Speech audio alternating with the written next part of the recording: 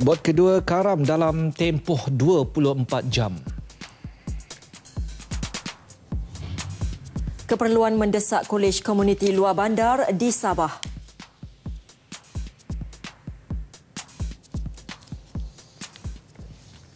Assalamualaikum, salam satu Malaysia. Saya Hisham Saleh. Dan juga anda bersama saya, Norlela Muhammad Noor. Edisi 19 Jun 2014. Berita wilayah petang ini antara lain kami bawakan kepada anda mengenai 15 individu didakwa ceroboh Dun Pulau Pinang dan nahas 2 bas di Ibu Negara cetus detik kecemasan. Baik, kita teruskan saja dengan laporan yang mendapat tempat. Kami mulakan dengan perkara ini terlebih dahulu.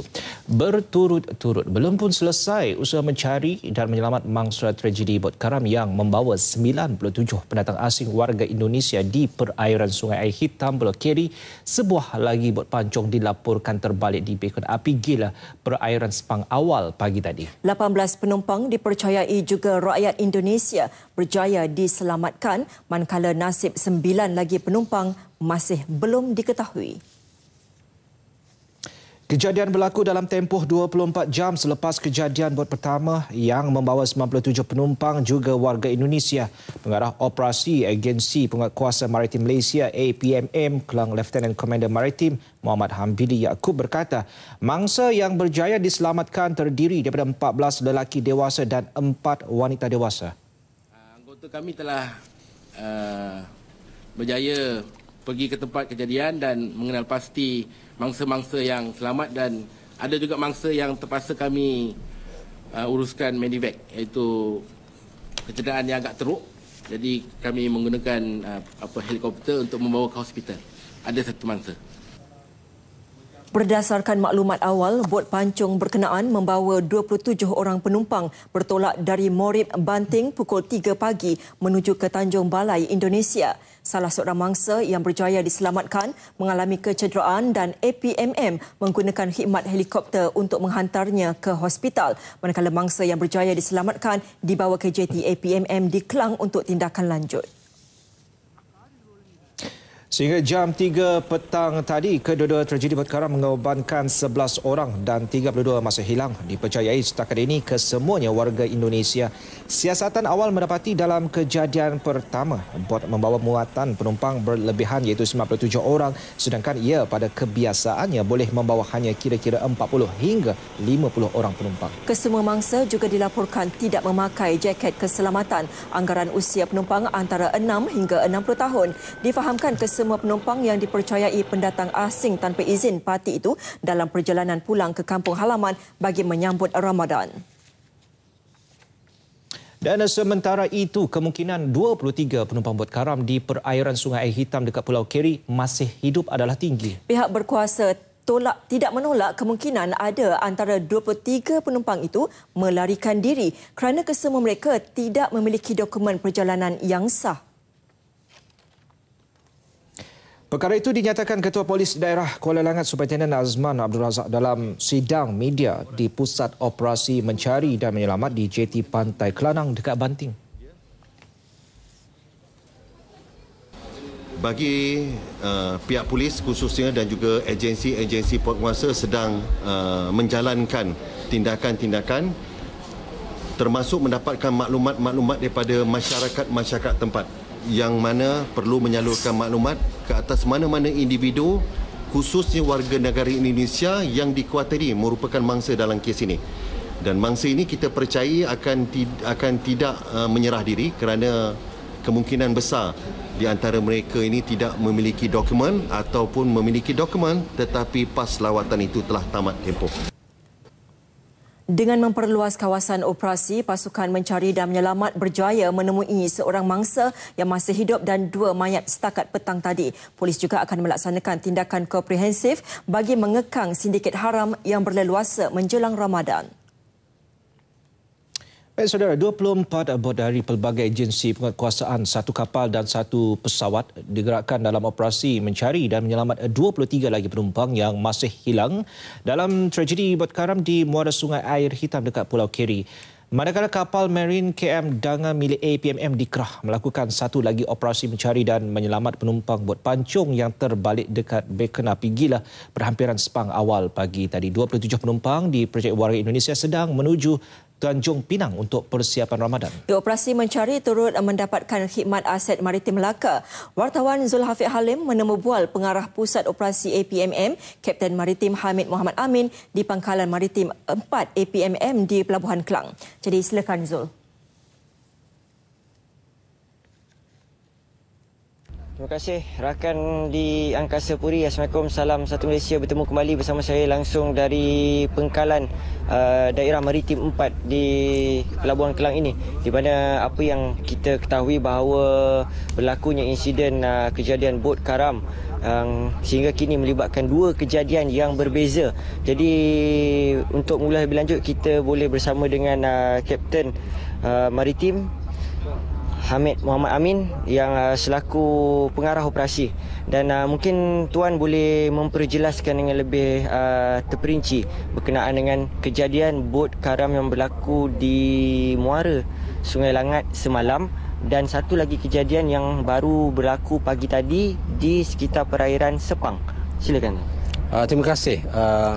Sebenarnya untuk kes yang pertama yang berlaku di muara Sungai Langat itu berlaku semalam. Kes itu masih lagi dalam siasatan dan juga agensi lain juga turut terlibat untuk melaksanakan operasi mencari dan menyelamat tersebut. Dan seterusnya pada pagi ini kita terima lagi satu insiden, iaitu kes bot pancung yang membawa 27 pendatang asing ataupun warga Indonesia yang bertujuan untuk balik ke negara mereka, dan sehingga kini bot ini telah tenggelam di posisi di lokasi 10.5 Batu Nautika Selatan Tanjung Sepat. Ini adalah insiden kedua pada jalan jangkauan yang terdekat ini, dan kita telah berjaya menyelamatkan 18 orang penumpang bot ini, dan kita masih lagi melaksanakan tugas-tugas operasi mencari dan menyelamat untuk mencari 9 lagi orang mangsa bot yang karam pagi tadi. Yang melibatkan kita melibatkan dua pesawat, iaitu kita punya pesawat amfibi daripada Subang, pesawat bombardier, dan yang kedua pesawat helikopter Agusta yang juga tergerak daripada Subang. Dan juga di laut kita mempunyai KM Danga, kapal ronda kita. Yang keduanya pengalang, bot pengalang yang kita gerakkan bersama dengan bot peti dan bot kilat. Maknanya kita ada dua aset laut dan juga dua aset udara sedang melaksanakan operasi mencari menyelamat di lokasi iaitu di Tanjung Sepat. Baik tuan, dan difahamkan daripada 18 yang terselamat itu seorang mengalami kecederaan, dan dikabarkan juga mangsa yang mengalami kecederaan tersebut telah dibawa ke hospital menggunakan pesawat Agusta. Jadi mungkin tuan boleh terangkan ke mana mangsa tersebut dibawa, dan yang selebihnya bagaimana? Okey, yang kita selamatkan melalui pesawat, kita telah terbangkan dari laut, bawa mereka ke hospital Sungai Buloh untuk mendapatkan treatment, rawatan. Sebab apa kita dapati ada yang cedera selepas insiden ini berlaku pagi tadi. Jadi kita hantar mereka di hospital Sungai Buloh untuk rawatan lanjut. Yang mana sebelum kita membawa mereka untuk dan siasatan kes ini, dan 14 lagi telah kita bawa dan menaiki bot pengalang ini, dan sedang berada di pejabat daerah maritim Kelang di sini. Mereka ini juga baru tiba tadi, dan kita akan memberi mereka makanan dan rawatan yang sewajarnya, dan seterusnya akan dihantar ke hospital untuk mendapat rawatan doktor sebelum kita teruskan siasatan kita. Hospital mana itu tuan? Di sini kita hospital yang terdekat ni di Kelang. Kita akan kenal pasti hospital yang dekat di Kelang ini, dan seterusnya yang 9 lagi mangsa yang kita belum jumpa ni, kita masih lagi meneruskan operasi mencari dan menyelamat untuk mencari mereka. Sedikit respon tuan. Dalam 2 jangka masa yang pendek ini, 2 kejadian berlaku di mana kita lihat bahawa aset diatur gerakkan dengan lebih sehingga boleh dikatakan semaksimum mungkin. Dan anggota juga diperlukan dengan lebih ramai. Bagaimana koordinasi yang dilakukan oleh MRCC ini? Ya, setelah kita terima laporan atau aduan mengenai kes-kes mencari menyelamat ini, kita akan atur gerak aset-aset yang sedia ada di lokasi tersebut. Contohnya di Klang ini. Walaupun jika kita merasakan kita perlu dapat aset daripada daerah lain, kita akan atur gerak. Contohnya untuk makluman, kita telah mengatur gerak aset daripada Melaka. Daerah maritim tinggi Melaka, iaitu peti dan kilat tersebut, untuk membantu kita di sini untuk diatur gerak melaksanakan operasi mencari dan menyelamat ini. Memang kita tahu sekarang ni trend dia sebelum Ramadan ini ramai akan balik ke kampung untuk menyambut awal Ramadan. Jadi memang kita bersedia untuk apa-apa kemungkinan. Bukan sahaja di Selat Melaka ini, kita telah bersedia di mana-mana wilayah maritim di Malaysia, termasuk Pantai Timur, Semenanjung dan Sabah dan Sarawak. Baik, terima kasih tuan kerana sudi bersama kami. Terima kasih. Baik, itulah ulasan yang terperinci yang telah diberikan oleh Kapten Hamid Muhammad Amin selaku pengarah operasi Agensi Penguasaan Maritim Malaysia. Dan perkabaran selanjutnya akan kami bawakan dari masa ke semasa kembali ke Angkasa Puri. Silakan.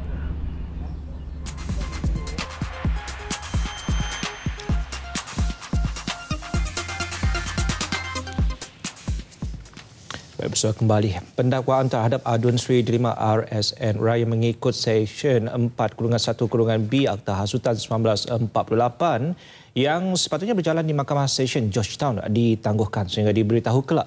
Peguam Gobind Singh Deo yang mewakili Raya berkata pihaknya menerima notis tentang penangguhan itu daripada Ketua Unit Pendakwaan Jabatan Penasihat Undang-Undang Pulau Pinang, Datuk Razali Cik Ani pagi tadi. Semalam, Ketua Polis Daerah Timur Laut ACP Mior Farida Latraj Wahid berkata Raya 43 tahun yang juga seorang peguam akan didakwa mengikut Seksyen 4-1-B Akta Hasutan 1948 berikutan. Terdapat 14 laporan polis berhubung kenyataan wakil rakyat berkenaan. Adun DAP itu sebelum ini mencetuskan kemarahan anggota UMNO dan Pertubuhan Bukan Kerajaan NGO selepas mengeluarkan perkataan kesat terhadap UMNO pada sidang DUN Pulau Pinang 20 Mei lepas. Raya bukan sahaja enggan memohon maaf atau menarik balik kenyataan itu, malah mengulanginya dalam ceramah terbuka DAP ketika berkempen pada pilihan raya kecil Parlimen Bukit Gelugor. Selain Gobind Singh, Ram Kapal Singh dan S. Ravintaran juga mewakili Raya.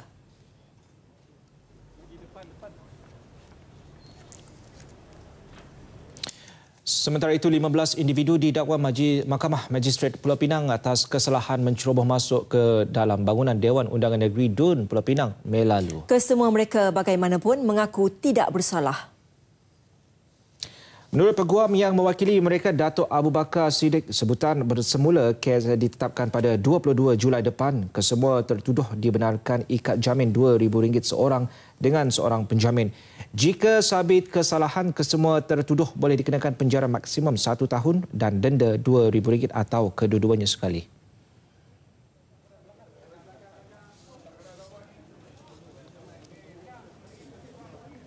Pagi ini 15 orang yang telah masuk ke dalam Dewan Undangan Negeri telah pun didakwa oleh pendakwa raya di bawah Seksyen 448 dan mereka tidak mengaku bersalah. Kes ini akan disebut semula pada 22 hari bulan Julai untuk pihak pendakwa raya menyerahkan dokumen-dokumen kepada pihak pembelaan. Dan sementara itu menanti tarikh-tarikh bicara, ikat jamin telah diberikan oleh mahkamah iaitu sebanyak RM2,000 dengan seorang penjamin. Mengikut pertuduhan, kesemua mereka didakwa dengan niat bersama menceroboh DUN Pulau Pinang di Lebuh Light di sini pada jam 1.30 petang 21 Mei lalu. Mahkamah Magistrate Kuala Terengganu menetapkan 24 Jun ini sebagai tarikh keputusan terhadap seorang lelaki yang menyamar sebagai pegawai Majlis Agama Islam dan Adat Melayu Terengganu Maidam atas 14 pertuduhan melibatkan 8 kes penipuan. Tertuduh Syed Ahmad Fazli Said Ali, 43 tahun dari Kampung Kubang, Tepak Manir, turut dikenakan wang jaminan sebanyak RM46,500 selepas mengaku bersalah kesemua pertuduhan di bawah Seksyen 420 Kanun Keseksaan. Kesemua pertuduhan dibaca secara berasingan. 4 kes melibatkan 8 pertuduhan dibaca di hadapan Magistrate Abdul Havi Salim, manakala 4 kes lagi melibatkan 6 pertuduhan dibaca di hadapan Magistrate Rozianti Muhammad Hanafi. Mengikut fakta pertuduhan, tertuduh didakwa menyamar sebagai pegawai Maidam dengan memperdaya dan menipu mangsa sekitar daerah Kuala Terengganu berumur dari 21 hingga 60 tahun, termasuk orang kurang upaya untuk menguruskan pembelian rumah kos rendah, motosikal lelong dan mesin membuat karipap. Di sebalik taktib penyamaran dan perkhidmatan yang diberikan secara haram sejak April 2013 hingga Februari lalu, tertuduh turut memperdaya mangsa mendapatkan bayaran tertentu sehingga sekitar RM100 hingga RM2,800 sebelum urusan dilakukan. Saudara, kes Amor membabitkan seorang wanita di Kompleks B Jabatan Perdana Menteri JPM 2 tahun lalu. Mahkamah Seksyen Putrajaya hari ini melepaskan Muhdalina Ahmad, 30 tahun, daripada 4 tuduhan berkaitan kejadian itu. Ya, bagaimanapun, Mahkamah memerintahkan Muhdalina ditahan di Hospital Permai Tampoi, Johor. Keputusan dibuat Hakim Muhammad Kamil Nizam bagi membolehkan wanita berkenaan menjalani pemeriksaan dan rawatan psikiatri sementara menunggu perkenan yang di-Pertuan Agong. Muhdalina, 30 tahun, didakwa melakukan ugutan jenayah dengan niat untuk mendatangkan kecederaan parah terhadap seorang anggota polis bantuan Lance Corporal Rizwan Megat Ahmad. Kesalahan didakwa dilakukan di kawasan Kompleks B Jabatan Perdana Menteri Putrajaya 9 Julai 2012. Dia juga didakwa di bawah Akta Bahan-bahan Hakikisan Letupan dan Senjata Berbahaya 1958 kerana memiliki senjata itu sebilah pedang. Bagi pertuduhan mengikut Akta Kawasan dan Tempat Larangan pula, Muhdalina menghadapi tuduhan gagal mematuhi arahan meletakkan pedang dan gagal mematuhi arahan menteri untuk mendapatkan pas atau permit sebelum masuk ke premis kerajaan. Baik, seterusnya yang di Pertuan Agong, Tuanku Abdul Halim Muazzam Shah hari ini berangkat menghadiri mesyuarat Majlis Raja-Raja kali ke-235 di Istana Negara. Mesyuarat itu dipengerusikan Sultan Johor, Sultan Ibrahim Sultan Iskandar. Mesyuarat hari kedua itu dihadiri kesemua Raja Melayu kecuali Pahang yang tidak menghantar wakil. Kesemua yang di Pertuan Negeri turut hadir. Dalam mesyuarat itu, Raja-Raja Melayu diiringi Menteri Besar masing-masing, manakala yang di Pertuan Negeri Pulau Pinang, Tun Abdul Rahman Abbas, yang di Pertuan Negeri Melaka, Tun Muhammad Khalil Yaakob, yang di Pertuan Negeri Sabah, Tun Johar Mahiruddin, dan yang di Pertuan Negeri Sarawak, Tun Abdul Taib Mahmud, diiringi Ketua Menteri masing-masing. Turut hadir Perdana Menteri Datuk Seri Najib Tun Razak, Panglima Angkatan Tentera Jeneral Tan Sri Zulkifli Mohamad Zin dan Timbalan Ketua Polis Negara Tan Sri Muhammad Bakri Muhammad Zinin. Penyimpan Moh Besar Raja-Raja Datuk Seri Syed Daniel Syed Ahmad dalam satu kenyataan memaklumkan bahawa ahli mesyuarat itu diberikan taklimat terkini mengenai pertahanan negara oleh Tan Sri Zulkifli serta isu keselamatan oleh Tan Sri Muhammad Bakri. Beliau berkata mesyuarat 2 jam itu turut membincangkan perkara-perkara mengenai hal ehwal agama Islam, pelantikan timbalan pengerusi Suruhanjaya Pilihan Raya dan pelantikan hakim-hakim Mahkamah Atasan. Negeri Sabah meminta Kementerian Pendidikan memberi keutamaan pembinaan kolej komuniti di luar bandar bagi menampung keperluan pelajar melanjutkan pelajaran. Esko Pelajaran Negeri Sabah, Datuk Seri Masidi Manjun menjelaskan keperluan itu amat mendesak memandangkan kawasan luar bandar di Sabah tidak mempunyai kolej swasta. Kementerian Pendidikan merancang membina kolej komuniti di setiap 222 kawasan parlimen negara ini. Saranan Negeri Sabah itu disambut baik Timbalan Perdana Menteri yang juga Menteri Pendidikan Tan Sri Muhyiddin Yassin. Pada tahun hadapan juga kita sudah ada tersenarai kolej-kolej yang dicadangkan untuk dibina. Cuma saya utarakan agar keutamaan atau pembinaan itu dapat dibuat mengikut keutamaan, dan saya telah menyatakan bahawa keutamaan itu antara lainnya ialah di kawasan luar bandar yang tidak banyak infrastruktur sekolah latihan vokasional dan sebagainya. Datuk Seri Masidi memberitahu perkara itu selepas menghadiri mesyuarat Jawatankuasa Esko Pendidikan Negeri ke-6 yang dipengerusikan Timbalan Perdana Menteri. Mesyuarat turut dihadiri Menteri Pendidikan II, Datuk Seri Idris Jusoh. Tan Sri Muhyiddin meminta Esko Negeri turun padang menemui dan membantu pegawai pendidikan daerah selain membantu guru dan pentadbiran sekolah memastikan segala dasar pendidikan negara dilaksanakan secara berkesan. Mesyuarat hampir 2 jam ini memberi peluang kepada wakil Exco Negeri yang memberi input dan saranan bagi meningkatkan tahap pendidikan negara. Ia turut membincangkan keputusan Kementerian Pendidikan menghapuskan penilaian menengah rendah PMR bermula tahun ini. Saudara, Jabatan Kemajuan Islam Malaysia JAKIM dilantik sebagai badan yang akan menyediakan garis panduan bagi perkhidmatan patuh syariah selain daripada makanan dan perbankan Islam. Menurut Menteri di Jabatan Perdana Menteri, Datuk Seri Jamil Khair Baharom, pelaksanaan itu ekoran terdapat permintaan tinggi daripada industri terbabit yang mahukan perakuan patuh syariah seperti perhotelan, pelancongan dan spa. Pelaksanaan garis panduan akan dijalankan secepat mungkin. Jadi tanda aras tu biar kita buat daripada awal, peraturan kita buat daripada awal, standard kita set daripada awal, jadi senang besok. Apa yang nak dimaksudkan dengan hotel syariah compliant, apa yang dimaksudkan dengan spa syariah compliant, apa masukkan ke pelancongan dengan syariah compliant. Datuk Seri Jamil bercakap dalam sidang media selepas merasmikan muzakarah Ahli Majlis Penasihat Syariah Institusi Keuangan di Malaysia kali ke-10 di Ibu Negara. Muzakarah tersebut dihadiri seramai 150 orang peserta. Ia bertujuan meningkatkan kerjasama dan penyelarasan di peringkat kebangsaan dalam bidang syariah dan mencapai harmonisasi syariah dalam sektor keuangan Islam. Bagi menjunjung titah Sultan Johor Sultan Ibrahim Sultan Iskandar yang mahu cuti hujung minggu antara sektor awam dan swasta diselaraskan, kerajaan negeri memaklumkan masih lagi dalam peringkat kajian. Exco Agama Negeri Abdul Muttalib Abdul Rahim menerangkan penyelarasan cuti tidak akan menjejaskan ekonomi negeri kerana pernah melakukan perkara sama sebelum ini. Sebab kalau jabatan kerajaan kita tak ada masalah. Tapi pihak swasta dia ada kebergantungan bidang-bidang yang lain. Contohnya kalau daripada luar negara lain, dia ada masing-masing, ada dasar masing-masing. Jadi kita tak boleh ni. Tapi apa-apa pun, kalau sebelum ini pernah kita ada cuti hari Jumaat, bermula semua swasta terlibat hari Jumaat. Apa salah kalau kita sekarang kita boleh laksanakan balik? Itu tak ada isu apa-apa. Beliau berkata demikian selepas merasmikan Majlis Convocation College Pengajian Islam Johor Marasah di Pusat Islam Iskandar Johor, Johor Bahru. Menyentuh mengenai kadar zakat fitrah di negeri ini pula ditetapkan sama seperti tahun sebelumnya pada kadar RM5 dan RM8 bersamaan satu gantang beras.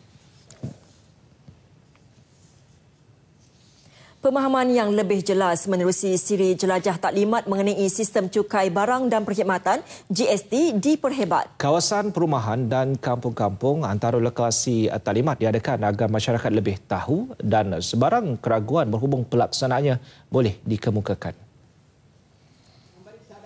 Kawasan rukun tetangga KRT Sungai Puyu dan Bagan Dalam dekat seberang Perai Utara Pulau Pinang mendapat sambutan luar jangka ketika kumpulan penerangan GST ke lokasi.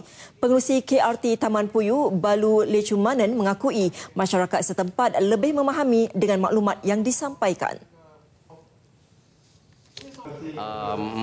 Membuat program seperti GST untuk bermanfaat kepada masyarakat sekelilingi kawasan taman. Program ini adalah kali kedua dalam Parlimen Bagan. Program ini dilaksanakan bertujuan untuk memberikan maklumat kepada masyarakat KRT khususnya tentang apa itu GST. Kadang-kadang masyarakat tak tahu, mendengar sebelah pihak saja. GST program Taman Puyula விளக்கு மலிப்புலா கொடுக்கறாங்க. இந்த திட்டம் ஒரு நல்ல திட்டம் பிரதமரால கொண்டு வரப்பட்டது. இந்த திட்டத்தின் மூலம் நம்ம நாட்டு மக்களுக்கு பல பயன்பெறும்னு நம்பிக்கை. குறிப்பா நம்ம இளைஞர்களுக்கு இந்த GST ல இருந்து வருகின்ற பணத்தை வச்சு நல்ல பல காரியங்கள் செய்யணும்னு கேட்டுக்கொள்கிறோம்.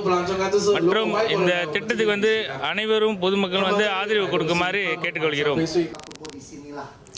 Penganjuran kali kedua Jabatan Perpaduan Seberang Perai Utara bersama KRT Sungai Puyu dan Bagan dalam melibatkan 15 KRT di kawasan setempat. Kerajaan menyasarkan 5,000 nelayan menjadi anggota sukarelawan perikanan super bagi menjaga kepentingan nelayan di laut. Kumpulan itu juga akan membantu melicinkan lagi usaha kerajaan menangani isu pencerobohan dan penggunaan pukat tunda di seluruh perairan negara. Pasukan sukarelawan nelayan berkenaan antaranya akan ditubuhkan dalam kalangan nelayan Pulau Pinang. Pasukan sukarelawan berkenaan akan diletakkan di bawah penyeliaan Jabatan Perikanan dan berperanan menjaga kepentingan nelayan di Pulau Pinang. Program serupa akan diperluaskan di semua kawasan perairan negara secara berperingkat. Bagi Menteri Pertanian dan Industri Asas Tani, Datuk Seri Ismail Sabri, tugasan menjaga kepentingan nelayan di laut sememangnya adalah di bawah tanggungjawab Agensi Penguatkuasa Maritim Malaysia, APMM. Namun, cabaran yang digalas agensi kini semakin besar. Justru sudah tiba masanya nelayan sendiri membantu menjadi mata dan telinga agensi penguatkuasa menerusi program sukarelawan ini. Tujuan super ini adalah untuk menjaga kepentingan nelayan sama ada dari segi pencerobohan dan juga dari segi perkara-perkara lain yang melibatkan tentang perikanan apa saja. Kita ada 60,000 nelayan dalam pantai. Kita tidaklah expect setiap orang daripada nelayan tu terlibat. Tapi kalau daripada 60,000 ada 5,000 pun kita sudah kata itu satu pencapaian lah. Terdahulu, Datuk Seri Ismail merasmikan penubuhan skuad sukarelawan perikanan Pulau Pinang di Georgetown. Sikap tidak indah segelintir masyarakat mengenai kebersihan kawasan kediaman serta persekitaran rumah antara punca utama berlakunya peningkatan kes demam denggi di Kelantan. 2,293 kes dari Januari sehingga Selasa lalu dicatatkan berbanding tempoh sama tahun lalu. Isyam dan Pengarah Jabatan Kesihatan Negeri Datuk Dr. Ahmad Razin Ahmad Mahir berkata peningkatan melibatkan 274% dengan Kota Baru dan Tumpat menjadi penyumbang tertinggi berbanding kawasan lain dan setakat ini 4 kematian dilaporkan berlaku di negeri itu. Kita dapat lihat kutipan sampah yang begitu banyak dan tempat-tempat yang berpotensi menakar air ini banyak terbiar. Jadi yang membuatkan adanya sampah-sampah tersebut itu orang ramai. Justru orang ramai khususnya penduduk yang tinggal di kawasan berisiko dijangkiti demam denggi diingatkan supaya menjaga kebersihan sekeliling. Datuk Dr. Ahmad Razin dalam pada itu berharap pihak berkuasa tempatan PBT memastikan pelupusan sampah dilakukan secara berkala dan tepat pada masanya agar kes tersebut tidak berlarutan. Terdahulu beliau menghadiri Majlis Penyampaian Zakat dan Bantuan Keuangan kepada pelajar Maktab Sultan Ismail SIC 2014 di Kota Baru. Peluang rakyat Johor melanjutkan pelajaran dalam pengajian Islam di Indonesia. Peluang itu akan direalisasi menerusi kerjasama yang dimeterai Majlis Agama Islam Johor melalui Kolej Pengajian Islam Johor Marsah bersama Institusi Pengajian Tinggi Indonesia. Ia berikutan kos pengajian yang lebih murah serta keadaan di negara itu yang lebih selamat berbanding negara Timur Tengah seperti Jordan dan Mesir. Exco Agama Negeri Abdul Muttalib Abdul Rahim berkata pelajar yang melanjutkan pelajaran ke negara itu diyakini akan lebih mudah menyesuaikan diri kerana banyak persamaan di antara dua negara. Dan mungkin di situ peluang agak dekat. Mungkin pelajar-pelajar kita tadi ni dari segi keserasian budaya, culture-nya pun sama, makanan juga hampir sama, bahasanya juga hampir sama. Jadi mungkin salah satu yang akan memudahkan pelajar-pelajar kita di sana.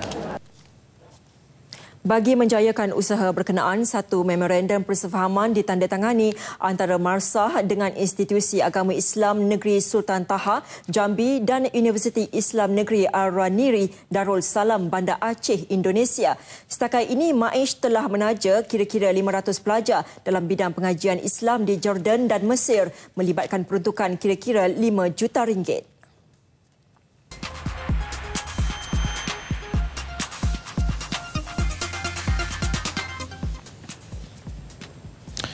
Terima kasih kerana masih bersama kami mengikuti perkembangan semasa negeri-negeri. Seperti biasa, lintas langsung ambil tempat. Kami mulakan dengan Bumi Kenyalang. Sebelum langsung bersama Emilia Emelina, antara laporan yang telah disediakan, pameran terkini Galeri Petronas yang memaparkan 30 karya seni dari khazanah seni Petronas oleh 27 pelukis tanah air kini dipamerkan di Muzium Seni Sarawak di Kuching. Jadi silakan laporannya, Emilia. Terima kasih Hisham dan Nolela di Angkasa Puri. Assalamualaikum dan salam satu Malaysia. Menurut Pengurus Besar Kanan Bahagian Komunikasi Strategik Petronas, Liz Kamarudin, pameran yang bertajuk Pertumpuan Senusa Sejiwa merupakan inisiatif organisasi tersebut ke arah menyemai dan memelihara kesenian budaya masyarakat Malaysia. Katanya galeri tersebut dibuka untuk tontonan ramai mulai hari ini hingga pertengahan September nanti dan akan turut memaparkan hasil-hasil seni oleh pelukis tempatan Sarawak iaitu Raphael Scott Abeng, Sai Hong Chung, Hio Su Chan dan Bengi Embol. Beliau memberitahu demikian pada ucap tamannya di Majlis Perasmian Pertumpuan Senusa Sejiwa di Muzium Seni Kuching. Majlis telah dirasmikan oleh Pengarah Jabatan Muzium Sarawak, Ipoi Datan, yang mewakili isteri Ketua Menteri Puan Sri Datuk Hajah Jamilah Haji Anu. Sementara itu, dalam ucapan perasmiannya, Puan Sri Datuk Hajah Jamilah berharap pameran ini dapat mempromosi integrasi lebih intim antara rakyat di negara ini yang diterjemahkan dalam bentuk karya-karya oleh beberapa pelukis tanah air. Beliau juga menyambut baik usaha Galeri Petronas untuk mempromosi koleksi seni Petronas ke Sarawak yang menunjukkan iltizam korporat yang tinggi syarikat minyak negara ini untuk menjalinkan kerjasama dan hubungan yang rapat dengan kerajaan dan rakyat negeri Sarawak. Kementerian Kerja Raya dan Kementerian Sains, Teknologi dan Inovasi sedang bekerjasama untuk memuktamadkan cadangan penubuhan Lembaga Teknologi Malaysia atau Malaysian Board of Technologies. Menterinya Datuk Fadilah Yusof berkata, tiada jangka masa yang ditetapkan bagi memuktamadkan cadangan penubuhan badan tersebut berikutan banyak faktor yang perlu diambil kira selain persetujuan di peringkat antarabangsa. Dengan penubuhan badan tersebut dikemukakan oleh Malaysian Society for Engineering and Technology atau MySET sebagai mengiktiraf dan memperkasa jurutera, ahli teknologi dan juruteknik sebagai satu profesion ikhtisas di Malaysia sama seperti Lembaga Jurutera Malaysia, Lembaga Arkitek Malaysia dan Lembaga Juruukur Malaysia. Katanya melalui penubuhan badan itu nanti, laluan kerjaya bagi ahli teknologi, jurutera dan juruteknik juga akan ditambah baik. Datuk Fadilah berkata demikian kepada pemberita selepas merasmikan seminar kebangsaan mengenai juruteknik profesional di Kuching. Katanya juruteknik juga perlu berubah bukan hanya bersandarkan kepada kelayakan akademik atau pengetahuan dalam bidang teknikal secara teori semata-mata.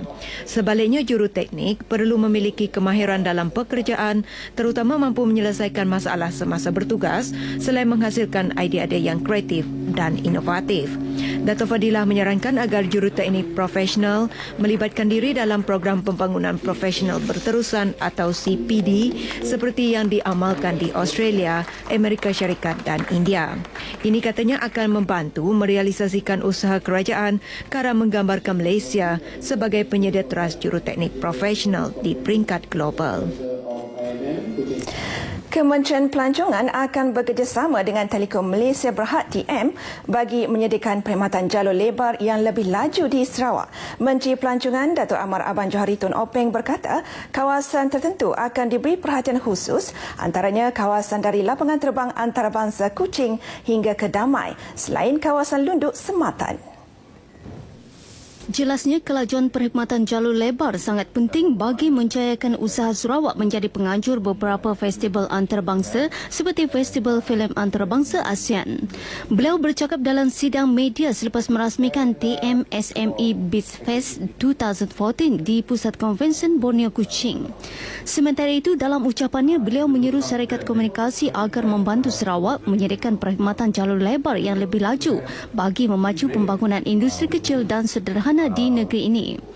Tambahnya, Sarawak mempunyai ramai usahawan PKS yang kreatif namun tanpa perkhidmatan internet yang baik adalah sukar untuk mempromosi dan memberi perkhidmatan atas talian dengan lebih berkualiti kepada pelanggan. Festival Perniagaan TM ini merupakan yang terakhir bagi tahun ini setelah diadakan di Petaling Jaya, Johor Bahru dan Pulau Pinang dalam usaha menghimpunkan PKS di bawah satu platform. Ia bertujuan untuk meningkatkan pengetahuan mereka mengenai penggunaan ICT bagi memperkasakan perniagaan. Sebuah premis makanan telah diarah tutup di bawah Seksyen 11 Akta Makanan 1983, sementara 8 lagi dikeluarkan notis di bawah Seksyen 32B Akta Makanan 1983 dalam operasi premis makanan bersih 2014. Sebanyak 29 premis telah diperiksa semasa 4 hari operasi yang bermula 16 Jun lalu.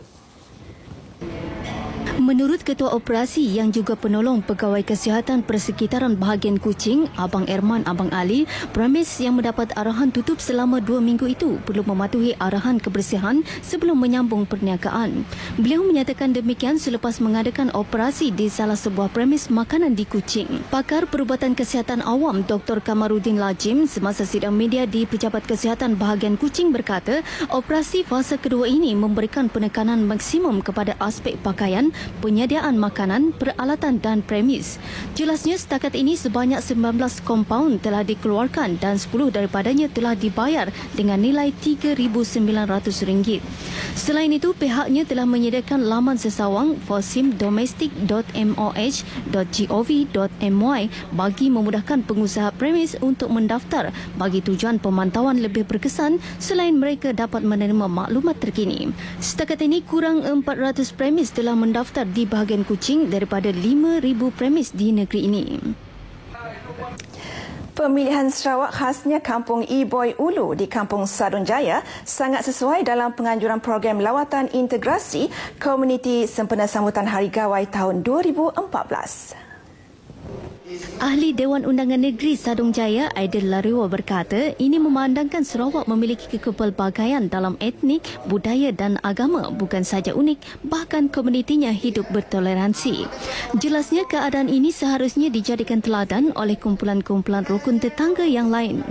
Beliau berucap demikian pada program lawatan integrasi komuniti sempena sambutan Hari Gawai Dayak 2014 di Dewan Pasentrik Kampung Iboi Ulu, Sadun Jaya, Semarahan. Program tersebut dianjurkan oleh Jabatan Perpaduan Negara dan Integrasi Nasional Negeri Sarawak, Jabatan Perdana Menteri bagi memberi peluang kepada peserta berinteraksi ke arah mengeratkan semangat menghibah dan kerjasama untuk mengukuhkan integrasi nasional. Seramai 77 peserta rukun tetangga dari seluruh Malaysia termasuk dari Perlis, Sabah, Kedah dan Perak menyertai program yang dijadualkan berlangsung selama 6 hari bermula 18 hingga 23 Jun ini. Laporan itu mengakhiri sumbangan Sarawak untuk berita wilayah petang ini. Untuk berita seterusnya, kita kembali ke Angkasa Puri bersama Hisham dan Nolela. Ya, Emelina, terima kasih. Baik, saudara, seterusnya kita beralih pula ke Sabah selepas ini. Dan rakan penyampai Asli Ismail telah bersedia langsung dari Kota Kinabalu. Silakan Asli. Terima kasih Hisham dan Nurlila di Angkasa Puri. Assalamualaikum dan salam satu Malaysia. Lebih 6 lokasi di Jalan Kota Kinabalu, Tambunan berisiko tinggi berlaku tanah runtuh. Wartawan skuad Alpha RTM Kota Kinabalu, Saleh Jikri, kini berada di lokasi untuk meninjau keadaan di sana. Saleh, teruskan dengan laporan anda. Terima kasih Asli di studio Kota Kinabalu. Ketika ini saya berada di lokasi kejadian tanah runtuh yang berlaku 8 Jun lepas, iaitu kira-kira 46 km dari Kota Kinabalu seterusnya menghubungkan daerah Tambunan. Jadi untuk mengetahui lebih jelas apakah langkah-langkah keselamatan yang diambil oleh Jabatan Kerjaya JKR Sabah untuk menangani masalah tanah runtuh yang kerap berlaku di negeri Sabah ini apabila berlakunya hujan yang tanpa henti berlaku di negeri Sabah ini. Dan bersama saya ketika ini ialah penolong jurutera JKR Sabah, Jampa Sigutil. Jadi apakah langkah-langkah yang diambil oleh JKR untuk menangani masalah tanah runtuh yang kerap berlaku di Sabah, terutama sekali dalam musim hujan? Ya, apabila tanah runtuh berlaku kumpulan kami akan menghantarkan pekerja-pekerja untuk terutama sekali memasang papan-papan tanda keselamatan serta memagar kawasan dan mengakses runtuhan tanah. Baru selepas itu kita akan mengatur kita punya machinery, janta-janta berat untuk membuatkan kerja pembersihan. Itulah dia penjelasan daripada Encik Jampa dari JKR Sabah berkaitan dengan langkah-langkah yang diambil oleh JKR Sabah untuk mengatasi masalah tanah runtuh yang kerap berlaku apabila musim hujan, terutama di negeri Sabah ini. Sekian dahulu lintas langsung saya dari lokasi kejadian tanah runtuh yang berlaku 8 Jun lepas menghubungkan Kota Kinabalu dan juga daerah Tambunan. Kembali bersama Asli di studio Kota Kinabalu. Silakan Asli. Terima kasih Saleh. Kejayaan 16 daripada 25 projek program peningkatan ekonomi PPE Kementerian Pembangunan Luar Bandar Sabah seperti yang dilaporkan Ketua Audit Negara tahun 2013, Siri 2 boleh dijadikan sebagai satu projek utama bagi program membasmi kemiskinan di Sabah. Projek PPE terbukti memberi kesan positif kepada peningkatan pendapatan para peserta yang terdiri daripada golongan berpendapatan rendah. Ini merupakan salah satu juga program yang menjadi pencetus pertumbuhan di negeri Sabah dan boleh dijadikan sebagai satu good case study, ya. Kepada peningkatan pendapatan di negeri Sabah dengan sekaligus mengurangkan kadar kemiskinan yang dilaporkan untuk tahun ini 8.1%. Timbalan Naib Chancellor Universiti Malaysia Sabah UMS, Profesor Madya Datuk Dr. Kasim Haji Mansur berkata demikian kepada pemberita RTM dalam satu temu ramah eksklusif di pejabatnya di Kota Kinabalu. Beliau mengulas laporan Ketua Audit Negara yang berpuas hati dengan kejayaan 16 projek PPE KPLB Sabah. Datuk Dr. Kasim juga menjangkakan hasil kejayaan projek PPE itu, kadar kemiskinan di Sabah dapat dikurangkan. Saya menjangkakan dalam masa 4 atau 5 tahun, kadar kemiskinan boleh turun kepada antara 2 hingga 3.5% kadar kemiskinan di Sabah ini. Kejayaan PPE lebih bermakna sekiranya aktiviti-aktivitinya dapat memberi nilai tambah daripada produk huluan dan hiliran.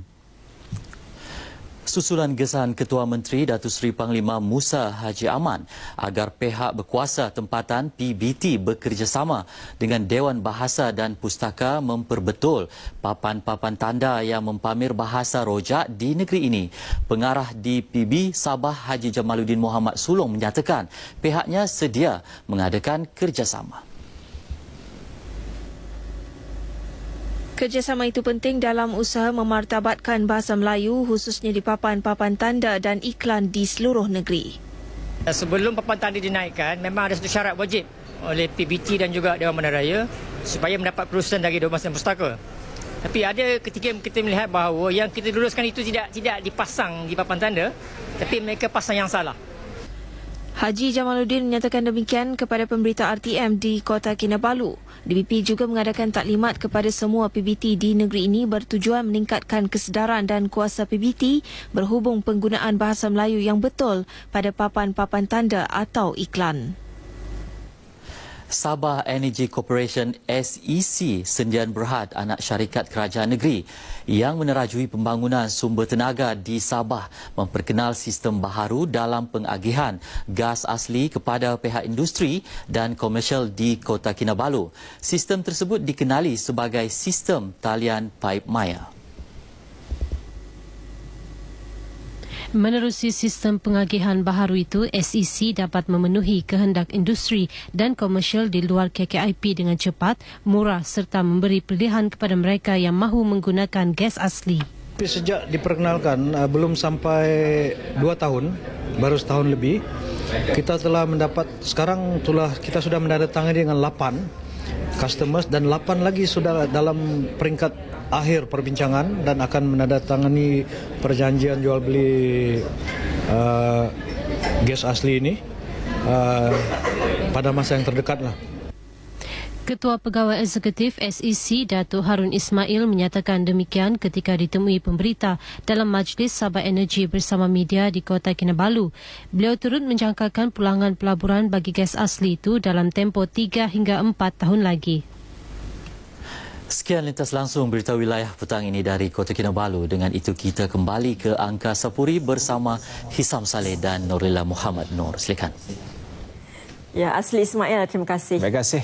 Dan sudah kita berada pula ke perkembangan berita dari Perlis. Rakan penyampai bersedia untuk laporan sepenuhnya. Kita bersama dengan Nur Aziah Ahmad. Silakan Aziah. Silakan. Terima kasih rakan penyampai di Angkasa Puri. Kita teruskan bahan berita wilayah dari Perlis untuk petang ini. Orang ramai diajak bersama-sama Kementerian Perdagangan Dalam Negeri, Koperasi dan Kepenggunaan KPDNKK memelihara hak pengguna dan membendung ketirisan barangan bersubsidi. Ini kerana tanggungjawab itu sukar dilaksana KPDNKK sendirian. Dengan tanggungjawab menguatkuasakan 10 akta yang berperanan melindungi hak pengguna, KPDNKK juga memikul tugas mencegah penyeludupan dan penyalahgunaan barangan bersubsidi. Tanpa kerjasama masyarakat, ia sukar dibanteras, apatah lagi di Perlis, negeri yang bersempadan dengan negara jiran. Bagi KPDNKK Perlis, semua cabaran itu dipikul 24 pegawai penguatkuasa untuk melindungi kira-kira 250,000 pengguna. Lebih getir cabaran mengawal harga barang ketika musim perayaan seperti Ramadan hujung bulan ini. Bila dia tengok mahal di mana-mana, dia bagi tahu kita, kan? Kita pun pergi sama, kita beli je on the spot, tertangkap. Jadi pengguna kita dah dia banyak lalu ni dia report sehari kemudian ataupun dia balik buat bulan dah. Daging dia dia report situ jual daging mahal. Jadi kita nak ambil tindakan PAP dah habis dah.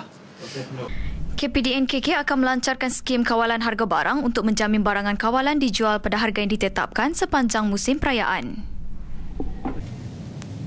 Permintaan tinggi mempelam harum manis melangkaui pengeluaran yang terhad mendorong Universiti Malaysia Perlis UNIMAP melaksana penyelidikan ke arah transformasi tanaman itu sebagai industri berskala besar. Inovasi terkini teknologi kejuruteraan pertanian UNIMAP berkonsepkan rumah hijau mampu menghasilkan harum manis sepanjang tahun berbanding ketika ini yang hanya bermusim pada awal April hingga hujung Mei. Menyedari potensi besar pasaran harum manis di peringkat antarabangsa, Naib Chancelornya Profesor Datuk Dr. Kamaruddin Hussein menggembeling kepakaran warga UNIMAP mencipta rumah hijau yang mampu mengawal iklim. Ia bagi mewujudkan ekosistem yang sesuai untuk menggalakkan pokok harum manis berbuah sepanjang tahun. Ini adalah greenhouse untuk pilot plant untuk R&D, tetapi dah berfungsi selama 3 tahun lah, yang mana telah menghasilkan buah sepanjang tahun lah. Ya. Ini satu teknologi yang baru dengan kontrol weather, maknanya dikawal cuacanya lah, suhunya. 10,000 pokok kita akan alternate dia, akan menjadi sepanjang tahun lah. Dr. Kamaruddin adalah penerima anugerah The Name in Science sebagai ahli sains terkemuka abad ke-21 oleh Dewan Perniagaan Eropah EBA di Paris tahun lepas. Beliau menyasarkan 10,000 pokok ditanam atas tapak rumah hijau seluas 35 ekar yang dijangka siap September nanti. Bukan itu sahaja, UNIMAP juga turut mewujudkan sistem sorting bagi tujuan penggeredan buah untuk ekspor. Apabila siap kelak, para graduannya berpeluang memanfaatkannya sebagai platform penyelidikan dan menjadikan kejuruteraan pertanian sebagai peluang kerjaya yang ideal. Perlis akan tubuhkan Perbadanan Kompleks Sukan bagi mengurus semua kemudahan sukan yang ada di negeri ini. Ketika ini, semua kemudahan itu diurus unit sukan negeri. Perbadanan itu juga berperanan menyusun program sukan bagi melahirkan lebih ramai atlet. Penganjuran Sukan Malaysia ke-17 di Perlis dari 24 Mei hingga 4 Jun lalu memberi impak besar kepada Perlis dengan meninggalkan legasi kemudahan yang baru dan bertaraf antarabangsa. Macam saya kata dari awal-awal dululah, bahawa semua ni sebenarnya kebangkitan sukan di Perlis. So lepas ni kita dah di pihak pendiri Perlis, bahawa dari segi keseluruhan atlet dan sebagainya kita dah ada kemudahan. So lepas ni kita tak ada sebab yang kata kita di belakang. Lepas ni kita akan cuba terbaiklah. Perlis juga yakin dan bersedia untuk menerima sebarang penganjuran sukan pada masa akan datang. Ketika ini, persiapan sedang dilakukan kerajaan negeri untuk menghadapi Sukan Paralimpik yang dijadualkan berlangsung pertengahan Ogos nanti. Dianggarkan lebih 5,000 atlet dan pegawai akan berkampung di Perlis sempena sukan tersebut. Sekian bahan berita dari Perlis. Kembali semula bersama rakan setugas di Angkasa Puri. Silakan. Baik, saudara, kami teruskan berita wilayah dengan berita ini, iaitu 40 pelajar yang mengikuti rombongan sekolah mengalami detik cemas apabila bas dinaiki terbabit kemalangan di Rawang, Selangor pagi tadi. Kenderaan mereka merempuh sebuah trailer dan hampir melanggar Plaza Tol. Nahas di Plaza Tol Rawang Selatan, Lebuh Raya Plus arah ke Shah Alam itu berlaku pukul 9 pagi. Ketika itu, pelajar dan 4 guru sekolah menengah kebangsaan Sri Garing, Rawang dalam perjalanan ke Universiti Teknologi Mara Shah Alam. Menurut mereka, insiden dipercayai terjadi apabila pemandu bas menukar laluan lorong ketika kenderaan itu berada terlalu dekat dengan Plaza Tol. Akibatnya, kenderaan gagal dikawal dan terlanggar bahagian belakang sebuah trailer sebelum terbabas ke penghadang jalan. Pemandu bas mengalami kecederaan ringan, manakala pelajar dan guru trauma dengan insiden. Semua mangsa dibawa ke hentian tol itu untuk pemeriksaan kecemasan dan pemandu dihantar ke Hospital Sungai Buloh untuk menerima rawatan. Sementara itu, satu lagi nahas membabitkan bas berlaku di Lebuh Raya Persekutuan berhampiran Plaza Tol Batu 3 Shah Alam kira-kira pukul 8.30 pagi. Pemandu bas dikatakan gagal mengawal kenderaan lalu melanggar 5 buah kereta dan sebuah motosikal sebelum terbabas ke pembahagi jalan. Penumpang bas, pemandu salah sebuah kereta dan penunggang motosikal cedera. Mereka dihantar ke Hospital Tunku Ampuan Rahimah Kelang untuk rawatan. Kejadian mengakibatkan kesesakan trafik di kedua-dua arah sejauh 2 km. Jurucakap polis mengesahkan kejadian.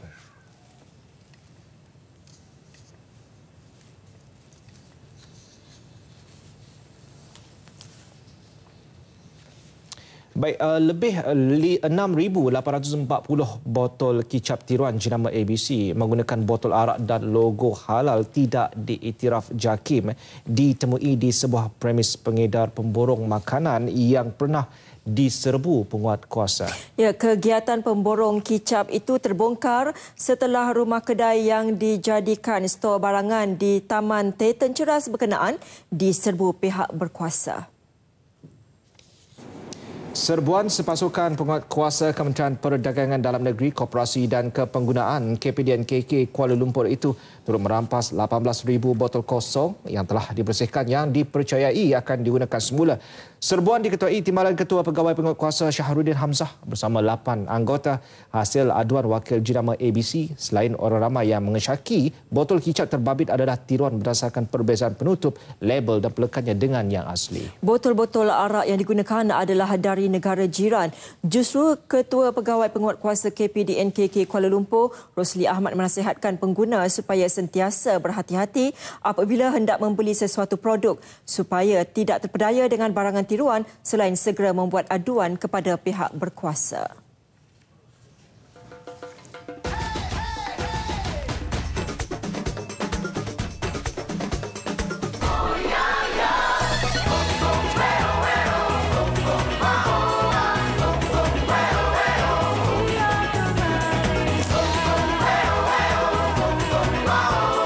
Mari bersama.